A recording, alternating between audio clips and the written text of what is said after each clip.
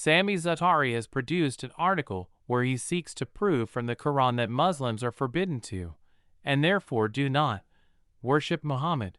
He cites specific verses and hadiths which he erroneously thinks support his position, while ignoring all the scores of passages and narrations which show that Muhammad was worshipped by his followers.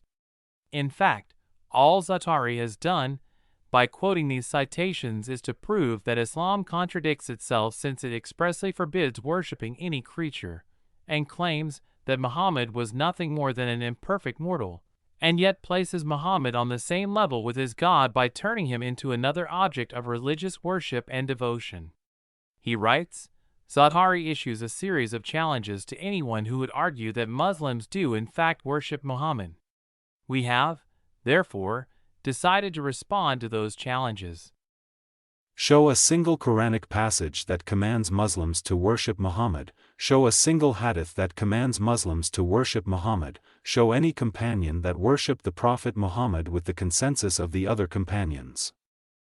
It is our pleasure to provide answers to Zaatari's challenges. So here they are. Making dua or invoking and praying to Muhammad. Muhammad instructed his followers to pray to him directly during their daily acts of worship. Sahih al-Bukhari, Volume 1, Book 12, Number 794, narrated Shakik bin Salama, Abdullah said, whenever we prayed behind the Prophet we used to recite, in sitting, peace be on Gabriel, Michael, peace be on so and so. Once Allah's apostle looked back at us and said, Allah himself is as salam, peace, and if any one of you prays then he should say, At-tahiyyatu lillahi wa salawatu wa tayyibatu. As-salamu alayka ayyuhan nabiyyu wa rahmatullahi wa barakatuh. As-salam alayna wa ala ibadallah is salihin. All the compliments, prayers and good things are due to Allah, peace be on you, O Prophet, and Allah's mercy and blessings be on you. Peace be on us and on the true pious slaves of Allah. If you say that, it will be for all the slaves in the heaven and the earth. Ashhadu an la ilaha illallahu wa ashhadu anna Muhammadan abduhu wa rasuluhu. I testify that none has the right to be worshipped but Allah, and I also testify that Muhammad is his slave and his apostle. This isn't the only time that Muslims were instructed to pray and or make invocations to their prophet. There is a specific narration which says that Muhammad actually taught a blind man to pray to Allah as well as to himself, an indication which Muslims continue to use long after Muhammad's death. Ahmad bin Naqib al-Misri, Reliance of the Traveler, the classic manual of Islamic sacred law, on page 935, Tirmidhi relates, through his chain of narrators from Uthman ibn Hunayf, that a blind man came to the Prophet and said, I've been afflicted in my eyesight, so please pray to Allah for me. The Prophet said, Go make ablution, wudu, perform 2 rak'ahs of prayer, and then say, O Allah, I ask you and turn to you through my Prophet Muhammad, the Prophet of mercy, O Muhammad, Ya Muhammad, I seek your intercession with my Lord for the return of my eyesight, and in another version, for my need, that it may be fulfilled. O Allah, grant him intercession for me. The Prophet added, and if there is some need, do the same. Muhammad expressly instructed the blind man to address him directly in his prayer in the same way that he addresses Allah. The blind man wasn't told to simply ask Allah to heal him on behalf or for the sake of Muhammad.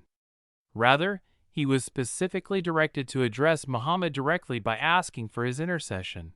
Now, just in case Zaatari attempts to explain this away by saying that this took place when Muhammad was still alive, the following is a report of a man who offered up this same exact invocation during the caliphate of Uthman bin Affan. Ahmad bin Naqib al-Misri, Reliance of the Traveler, the classic manual of Islamic sacred law, on page 936 to 937, Tabarani, in his Al-Mujam al-Sagar, reports a hadith from Uthman ibn Hunayf that a man repeatedly visited Uthman ibn Affan concerning something he needed, but Uthman paid no attention to him or his need. The man met Ibn Hunayf and complained to him about the matter, this being after the death of the Prophet and after the caliphates of Abu Bakr and Umar. So Uthman ibn Hunayf, who was one of the companions who collected hadiths and was learned in the religion of Allah, said, go to the place of ablution and perform ablution, wudu, then come to the mosque, perform 2 rak'ahs of prayer therein, and say, O Allah, I ask you and turn to you through our Prophet Muhammad, the Prophet of mercy, O Muhammad, I turn through you to my Lord, that he may fulfill my need, and mention your need. Here was an individual at the time of the caliphate of Uthman bin Affan who offers up the same prayer that the blind man did, praying and asking Muhammad in the same way that he asks Allah, nor was this an isolated instance. We find situations where Muslims would cry out to Muhammad for their specific needs. Aisha Bewley, Al-Adab al-Mufrad al-Bukhari, XD, Gestures, Abdurrahman ibn Saad said, Ibn Umar's foot went to sleep and a man said to him, mention the person you love most. He said, Muhammad. Notice the irony here. Ibn Umar didn't cry out to Allah, as we would expect him to do, seeing that Muslims are supposed to love their Lord more than anything. Rather, Ibn Umar calls out to Muhammad instead. All of these narrations establish the fact that Muhammad commanded his followers to worship him, since he himself is supposed to have said that supplication and prayer are the very essence of worship, and that Allah loves nothing more than supplication. Sunan ibn Majah, Volume 5, Hadith number 34, asking anything that is subjected to Allah alone from any creature is worshipping that creature, so it is considered polytheism, i.e., associating partners with Allah.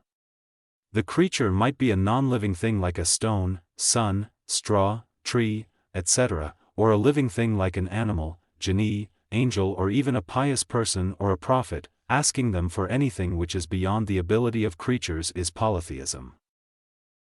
That's not all. Muhammad made himself Allah's partner in respect to salvation, love, and devotion. For instance, Muhammad ordered his followers not to love anything as much as, or more than, Allah and himself. Quran chapter 9 verse 24, say, if your fathers, your sons, your brothers, your wives, your clan, your possessions that you have gained, commerce you fear may slacken, dwellings you love, if these are dearer to you than God and his messenger, and to struggle in his way, then wait till God brings his command. God guides not the people of the ungodly.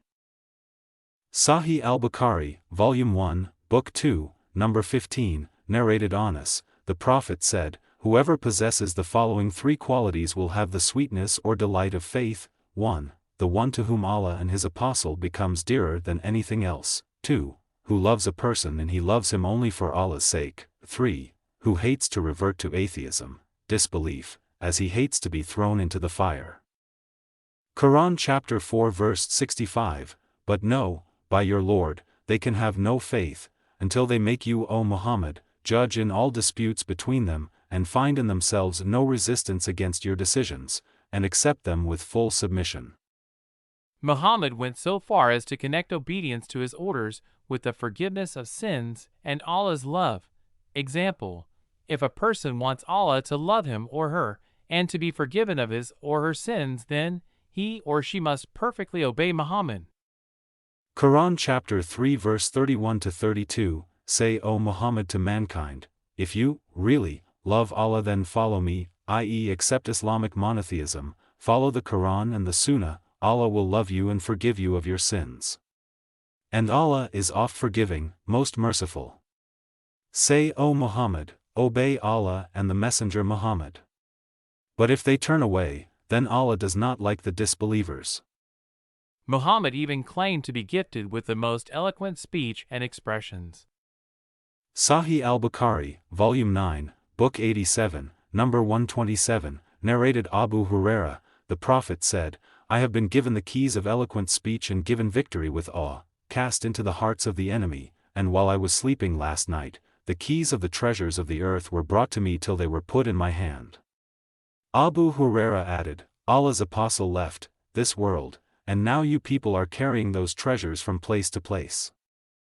Sahih Muslim, Book 023, Number 4961, Abu Burda reported on the authority of his father, Allah's messenger sent me in Muadh to Yemen, saying, call people to the path of righteousness, and give good tidings to the people, and do not repel them, make things easy for them and do not make things difficult.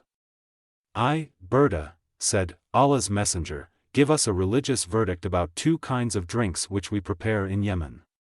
One is bit, which is prepared from honey, it is a fermented nabid and is strong and turns into wine, and, the second is, mizr, which is prepared from millet and barley. Thereupon, Allah's Messenger, who had been gifted with the most eloquent and pithy expressions, said, I forbid you from every intoxicant that keeps you away from prayer. Hence, Satari must contend with the fact that it was his own false prophet who actually permitted his followers to worship him as a god, since, as Muhammad himself is reported to have taught, invocation or supplication or dua is the very essence of Islamic worship.